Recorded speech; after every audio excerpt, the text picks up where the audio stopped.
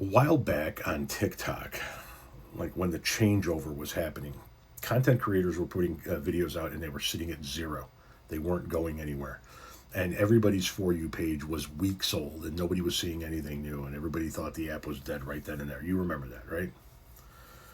To anybody on TikTok remembers that. This video is going to be seen on YouTube as well. So I was talking to the TikTok people there.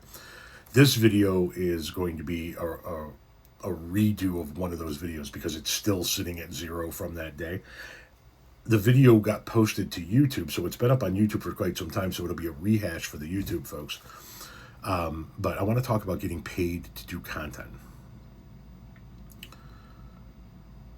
I tell you guys all the time that this is my full-time job now. This is how I make a living, and I get paid to make content. And the way I get paid is through revenue sharing. I make content and I put it on YouTube, Instagram, Facebook, and TikTok. And those four entities generate revenue from the views on my videos, and then those entities decide how much of that revenue they want to share with me as a content creator. And that's how I get paid. I do the content I want to do. The platforms make money, add money off of it, and then share that money with me. There are other content creators that get paid by entities or organizations or even political parties to make content. And I'm not sitting here telling you that that's a bad thing or a good thing. I mean, everybody out there that's trying to make content these days is trying to figure out a way to monetize their content because, after all, there's money to be had in them, their hills, right? I'm one of those people. But I want you to know when you're watching my content that there is no entity, there is no organization, and there is no political party that's paying me to speak about a subject, or to avoid speaking about a subject. And I think one of the big reasons why people like myself and others that I know in this space haven't been contacted by these entities, organizations, or political parties to do these things is because we would tell you about it, and that's not in their best interest. If somebody approached me and offered to pay me to do content or pay me to avoid making certain type of content, the next thing I would do is make a video telling you about it. Myself, as well as several other content creators that I've spoken to in the last several days, are the same way. They're like, yeah, I want to tell people where I'm getting my revenue from, and I want people to understand how I've monetized my presence, and I want people to understand nobody is going to tell me what to speak about or what to not speak about.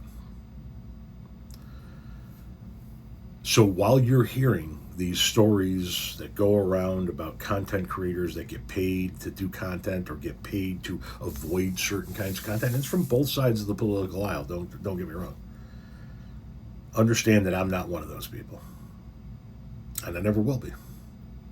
If things got that tight, financially speaking, on social media, to the point where the only way I could make money is if somebody was telling me what I can and can't talk about on social media, I'd go back to landscaping. It's that simple.